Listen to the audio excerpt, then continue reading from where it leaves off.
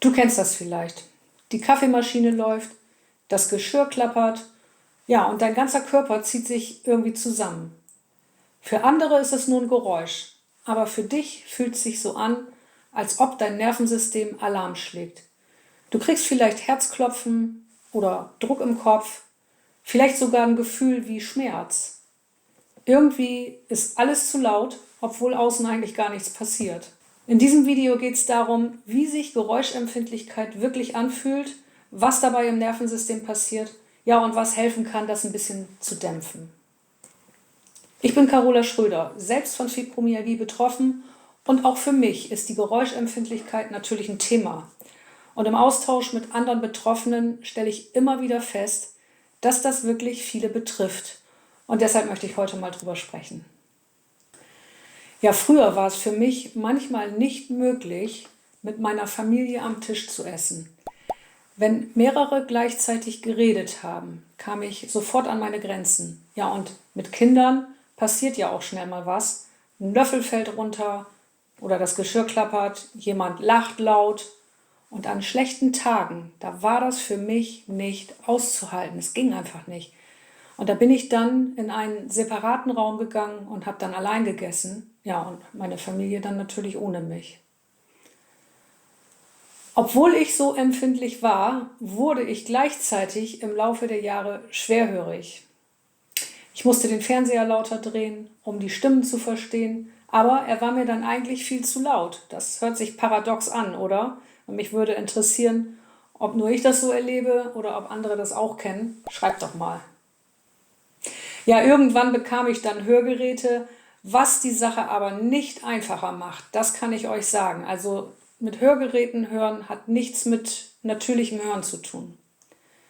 Und es gibt Tage, da trage ich die nicht, nur um einfach mal ein bisschen Ruhe zu haben. Das kommt zwar nicht oft vor, aber wenn es mir nicht gut geht, dann mache ich das manchmal. Aber insgesamt gesehen ist es heute besser geworden. Aber manches ist immer noch so kurios, dass ich es selbst nicht verstehe. Zum Beispiel die elektrische Zahnbürste. Wenn ich mir selbst die Zähne damit putze, kann ich es gut aushalten, alles ist in Ordnung. Aber wenn mein Mann sich damit die Zähne putzt, dann muss ich rausgehen. Ich halte das nicht aus und ich verstehe das selber nicht. Bestimmte Töne oder schrille Geräusche gehen mir irgendwie immer noch durch den Körper. Warum das nicht so ist, wenn ich selber putze, keine Ahnung, ich kann es nicht beantworten. Ich weiß aber, dass es nicht nur mir so geht mit solchen kuriosen Sachen. Viele von euch haben im Laufe der Zeit in den Kommentaren geschrieben und die Geschichten sind manchmal nah dran an dem, was ich selbst erlebe. Eine Zuschauerin hat erzählt, dass sie schon das Ticken einer Uhr kaum aushält.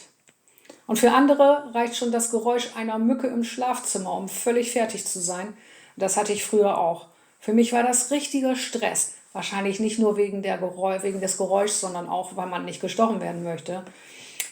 Heute höre ich die Mücke ja nicht mehr. Ich bin ja schwerhörig. Naja. Und jemand anders schrieb mal: Ich höre alles, auch durch Wände oder geschlossene Fenster. Ich kann mich dann kaum noch konzentrieren.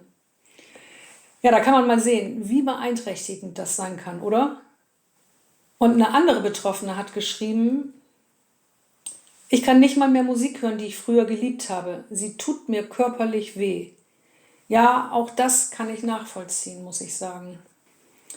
Ja, auch außerhalb der eigenen vier Wände gibt es natürlich diese Reizüberflutung. Da schreibt zum Beispiel jemand: Ich merke es besonders in Supermärkten. Das Summen der Kühlregale, die vielen Stimmen, Musik, alles zusammen bringt mich an meine Grenze. Ja, da finde ich mich auch ein bisschen wieder, muss ich sagen. Also früher war das bei mir mal extremer, da kann ich mich noch gut dran erinnern. Und eine Frau schrieb auch, dass sie davon völlig erschöpft ist. Da heißt es: Geräusche machen mich nicht nur nervös, sie rauben mir Energie. Ich bin danach erschöpft, als hätte ich stundenlang gearbeitet. Ja, bevor wir gleich schauen, warum das alles so ist und was helfen kann, möchte ich dir noch 3 Kommentare vorlesen. Eine andere Frau schrieb: Wenn mehrere Menschen gleichzeitig reden, verstehe ich nichts mehr. Ich kann mich erst äußern, wenn Ruhe ist. Vorher geht gar nichts. Ja, und das zeigt doch, wie anstrengend selbst Gespräche sein können, oder? Da hat noch eine andere geschrieben, die meinte: Ich musste sogar schon Besuche meiner Enkelin absagen, weil ich so überreizt war. Das tut mir in der Seele weh. Ja, das kann ich natürlich auch verstehen. Das ist ja auch wirklich unbefriedigend. Man freut sich ja eigentlich auch auf solch einen Besuch. Und dann hat noch jemand dies geschrieben. Manchmal denke ich, ich wäre lieber taub. Die totale Stille ist das Einzige, was mir Kraft gibt. Da finde ich mich natürlich auch ein bisschen wieder. Das sind dann die Momente, an denen ich die Hörgeräte rausnehme.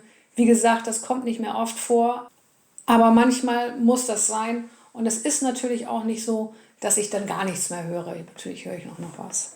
Ich finde, Geräusche sind nicht nur nervig, sie können sich auch wie Schmerz anfühlen.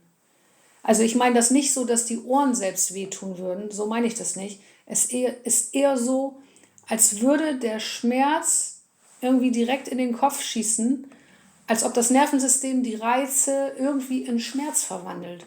Und genau das macht es dann so schwer, das auszuhalten. So empfinde ich das jedenfalls. Und vielleicht kennt das ja auch noch jemand von euch. All das zeigt, wie unterschiedlich die Auslöser sein können. Und mich interessiert natürlich, was es bei dir ist. Was löst das bei dir aus? Schreib es gerne mal in die Kommentare. Ja, nun fragst du dich vielleicht, warum das eigentlich so ist. Ich habe versucht, etwas darüber herauszufinden und bin dabei auf Hinweise in Studien gestoßen, die zeigen, dass die Funktion des Vagusnervs bei Fibromyalgie-Betroffenen oft gestört ist. Und das kann zu einer Fehlregulation von Schmerzen, Schlaf- und Entzündungsreaktionen führen. Aber auch dazu, dass Geräusche oder andere Reize viel stärker auf uns wirken, als sie sollten. Ja, der Vagusnerv ist sozusagen ein Teil unseres Beruhigungssystems, ein Entspannungsnerv. Und der sorgt eigentlich dafür, dass der Körper nach dem Stress wieder runterfährt.